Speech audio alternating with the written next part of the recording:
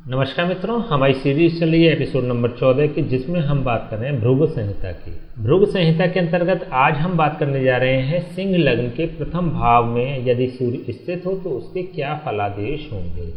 सिंह लग्न का मतलब प्रथम भाव में 5 नंबर की यदि राशि है तो इसको सिंह लग्न कहते हैं। सूर्य सिंह राशि में स्वग्रही होता है। पहले हम बात कर चुके हैं जब हमने ग्रहों के सिद्धांतों की बात की थी कि सिंह राशि में 10 अंश का यदि सूर्य स्थित हो तो वह स्वर राशि का होता है, पूर्ण रूप से स्वर राशि के फल देने में सक्षम हो जाता है। स्वर राशि में जब सूर्य होता है तो सूर्य से संबंधित जितने भी कंटेंट्स हैं उसकी उस व्यक्ति के व्यक्तित्व में अधिकता रहेगी। सूर्य से संबंधित कंटेंट्स होते हैं, सूर्य शक्ति का कारक है, बल का कारक है, प्रभाव का कारक है, धैर्य बहुत अच्छा देता है व्यक्ति में, आक्रामकता की प्रवृत्ति होती है, ऑफेंसिव नेचर होता है, ऑफेंसिव में भी डिफेंसिव एटीट्यूड के साथ, उपजाऊ भूमि का कारक होता है, व्यक्ति के पास खेत होने की एक प्रबल योग बन जाते हैं, पिता का कारक होता है, पिता से अच्छे संबंध होते हैं ऐसे लोगों के,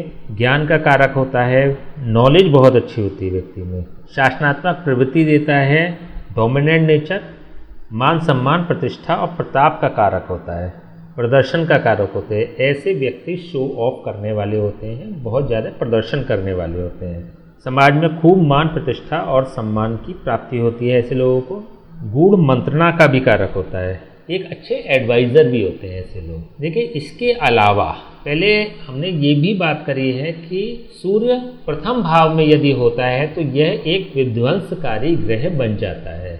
वो इसलिए कि सूर्य के जो कंटेंट्स होते हैं, सूर्य बहुत पावरफुल ग्रह होता है कुंडली का, या कहें कि हमारे प्लेनेट में या फिर हमारी गैलेक्सी में पृथ्वी के सापेक्ष अगर देखते हैं तो सबसे ज़्यादा जो इफेक्टिव ग्रह होता है वो सूर्य होता है। जब यह लग्न पर प्रभाव डालता है तो व्यक्ति के शरीर पर प्रभाव डालता है, व्यक्ति के व्यक्तित्व पर प्रभाव डालता है। संभावना ऐसी रहती है या इन जनरल ऐसा देखा गया है कि वह व्यक्ति जिसकी कुंडली है इसके प्रभाव को, इसकी ऊर्जा को एब्जॉर्ब करने में वो सक्षम नहीं होता। इसलिए उसके जो कंटेंट्स होते हैं सूर्य के, जैसे अभी हमने बात करी, जितने भी कंटेंट्स होते हैं वो इतने पावरफुल हो जाते हैं कि जब व्यक्ति उसको एब्जॉर्ब न करने की स्थिति में होता है तो वो नेगेटिव आउटपुट्स में रिजल्ट्स देने लगते हैं। तो इसलिए कहा गया है कि सूर्य प्रथम भाव में यदि होता है तो वह विध्वंसकारी ग्रह बन जाता है। यहाँ पर भी यह स्वग्रही का स्थित है, इट मीन्स कि यह बहुत पावरफुल है। देखिए, स्वग्रही से मतलब, देखिए स्वग्रही के परिप्रेक्ष्य में जो विद्वानों ने बताया है वो 2 तरह के मत आते हैं। पहला, जब भी सूर्य या कोई भी ग्रह अपने भाव में स्वग्रही होकर बैठता है तो उसकी पावर बढ़ जाती है, वो बहुत पावरफुल हो जाता है, वो बहुत शक्तिशाली हो जाता है, प्रभावशाली हो जाता है।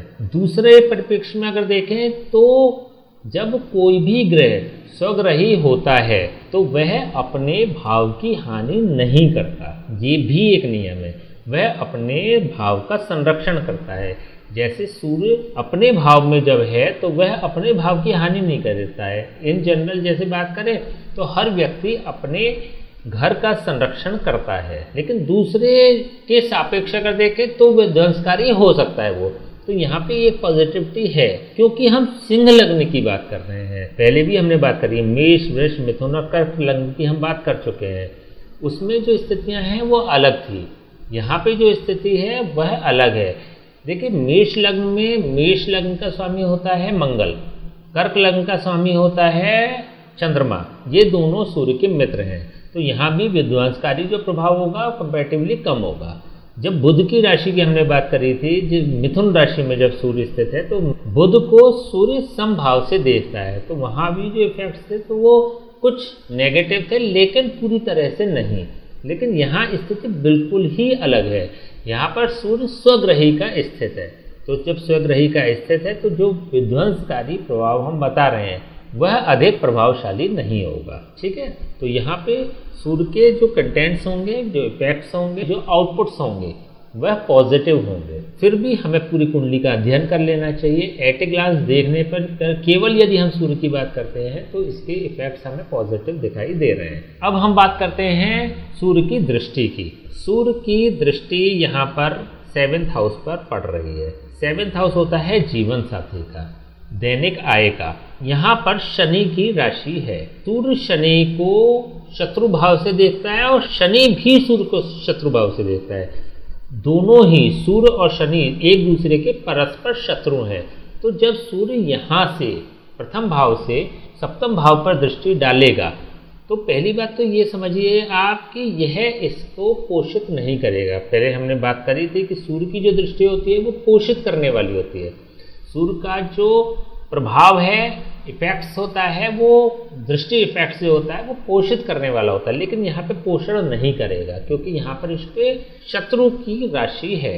दूसरी बात क्या होती है, जब कोई भी ग्रह आपस में परस्पर शत्रु हो जाते हैं तो वह इसके पोषण को स्वीकार भी नहीं करता है, ये भाव। तो दोनों ही स्थितियों में यहाँ पर ये अपने भाव के लिए तो भले ही विध्वंसकारी ना हो, लेकिन सप्तम भाव के लिए विशेष रूप से विध्वंसकारी बन जाता है। तो सप्तम भाव के जो कंटेंट्स हैं उसमें नेगेटिविटी देगा, व्यक्ति का वैवाहिक जीवन को खराब करेगा, व्यक्ति की दैनिक आय को खराब करेगा, व्यक्ति की फाइनेंशियली क्राइसिस देगा। तो सप्तम भाव के सापेक्ष यह सूर्य बिल्कुल भी अच्छा नहीं है। सूर्य नवम भाव, दशम भाव और लग्न भाव तीनों का ही कारक होता है। एक नियम होता है कि कारको भाव नाशाय। कोई भी ग्रह अपने कारक भाव में यदि बैठ जाता है तो वह भाव का नाश करने वाला बन जाता है। इस आधार पर सूर्य क्योंकि प्रथम भाव का कारक होकर प्रथम भाव में ही बैठ गया है, इसलिए यह इसका नाश करने वाला बनेगा। तो उस हिसाब से भी यह कारक भाव का नाश करने वाला होगा, प्रथम भाव का नाश करने वाला बनता है। तो यहाँ पे सूर्य के जो भी बीमारियां हैं अपने कंटेंट्स के रूप में या अपने पॉजिटिव कंटेंट्स के रूप में तो भले ही व्यक्ति को परेशान ना करे, लेकिन ये बीमारी के रूप में जरूर अपना प्रभाव दे देगा। वह क्यों? क्योंकि यहाँ पर रोग के भाव में भी शनि की ही राशि है।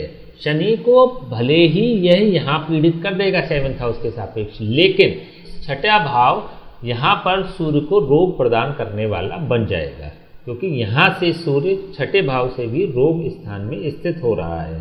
तो सूर्य की जितनी भी बीमारियाँ होती हैं, जैसे आँखों की रोशनी का कारक होता है, आईसाइट का कारक सूर्य ही होता है, व्यक्ति की आईसाइट को प्रभावित करेगा, आँखों की रोशनी को। हड्डियों का कारक होता है, व्यक्ति को हड्डियों से संबंधित रोग प्रदान करेगा। माइग्रेन की समस्या और सिरदर्द की समस्या, सिरदर्द की तो दे ही देगा, माइग्रेन में ये डेफिनेटली कन्वर्ट होगी। तो समय रहते अगर केवल अभी व्यक्ति को जिसकी कुंडली में सूर्य है, अगर उसको अभी इनिशियल लेवल पर सिरदर्द की परेशानी है तो उनको अवेयर हो जाना चाहिए क्योंकि ये डेफिनेटली माइग्रेन में कन्वर्ट होगी। गंजेपन का भी कारक होता है, बालों का झड़ना या फिर गंजापन होना, ये भी सूर्य का ही इफेक्ट होता है। विशेष रूप से सूर्य हृदय का भी कारक होता है। हृदय का कारक होने के कारण यह हृदय को भी रोगी बना सकता है, हृदय रोग की संभावना बढ़ जाती है, हार्ट अटैक की संभावना बढ़ जाती है। इस तरह की कुंडली में अक्सर ऐसा भी देखा गया है कि सिंह लग्न में यदि सूर्य अपने ही भाव में स्थित हो तो रोग की प्रबलता देने के साथ ऐसी भी स्थिति होती है कि 22वें वर्ष के पश्चात और 44वें वर्ष के पश्चात, देखिए 22वें को इसलिए भी कंसीडर नहीं करते हम कुंडली देखते समय क्योंकि 22 साल के अराउंड का जो समय होता है वो स्वस्थ शरीर वाला होता है। तो यहाँ पे अक्सर ये देखा गया है कि 44वें वर्ष में या 44वें वर्ष के पश्चात व्यक्ति को रोग घेर लेते हैं, रोग पकड़ लेते हैं सूर्य के प्रभाव के कारण, तो व्यक्ति रोगी हो जाता है। तो केवल एक नहीं, विभिन्न प्रकार के रोग प्रदान करने वाला सूर्य होता है। जैसे कि सूर्य रोग भी देता है ना, तो विभिन्न प्रकार के रोग देता है, मल्टी रोग देता है, मल्टी डिजीज देता है। तो यहाँ पर सूर्य नेगेटिव है इस परिप्रेक्ष्य में। रोग की अगर बात करें, दशम भाव के सापेक्ष अगर देखें तो यह सूर्य अपने से चतुर्थ भाव में स्थित है। चतुर्थ भाव होता है सुख का, तो यह सुख के भाव में है। यहाँ पर व्यक्ति प्रोफेशनली सेट तो हो ही जाएगा, प्रोफेशनली यह सेटल्ड हो जाएगा, लेकिन ऐसी स्थिति में यहाँ पे क्योंकि यह सप्तम भाव को प्रभावित कर रहा है, रेगुलर इनकम को प्रभावित कर रहा है, तो यदि व्यक्ति जॉब में होगा, उसकी सैलरी जैसे टाइम से नहीं मिलती ऐसी स्थिति आएगी, या बिजनेस में होगा तो इस प्रकार का बिजनेस होगा कि उसको रेगुलर इनकम प्राप्त नहीं होगी, एक बार में महीने, 2 महीने या 3 महीने के अंतराल से उसको पैसा आएगा।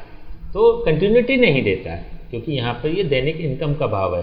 यहाँ से सूर्य जब ये सप्तम भाव पे प्रभाव डाल रहा है और नेगेटिव प्रभाव डाला है, तो सप्तम भाव होता है बिजनेस का। तो बिजनेस के सापेक्ष अगर देखें तो यह सूर्य अच्छे फल प्रदान करने वाला नहीं है, लेकिन नौकरी के सापेक्ष अगर देखें तो यह सूर्य अच्छे फल प्रदान करने वाला होगा, क्योंकि यहाँ पर सूर्य की जो दृष्टि पड़ रही है केवल 7th हाउस से पड़ रही है, छठे भाव या 8वें भाव पर नहीं पड़ रही है। छठे भाव की दृष्टि से अगर देखें तो ऐसी संभावना बढ़ जाती है कि व्यक्ति नौकरी करे। नौकरी में भी क्योंकि लग्न का सूर्य राजा का आश्रय अथवा राजा से धन लाभ की स्थिति को दिखाता है, तो एक सरकारी नौकरी लगने की भी प्रबल संभावना बना देता है। तो यहाँ पे 10th हाउस के अगर सापेक्ष देखें तो यह सूर्य सरकारी नौकरी प्रदान करने वाला भी बन जाता है। नवम भाव के अगर सापेक्ष देखें तो यह अपने से पंचम भाव पर है।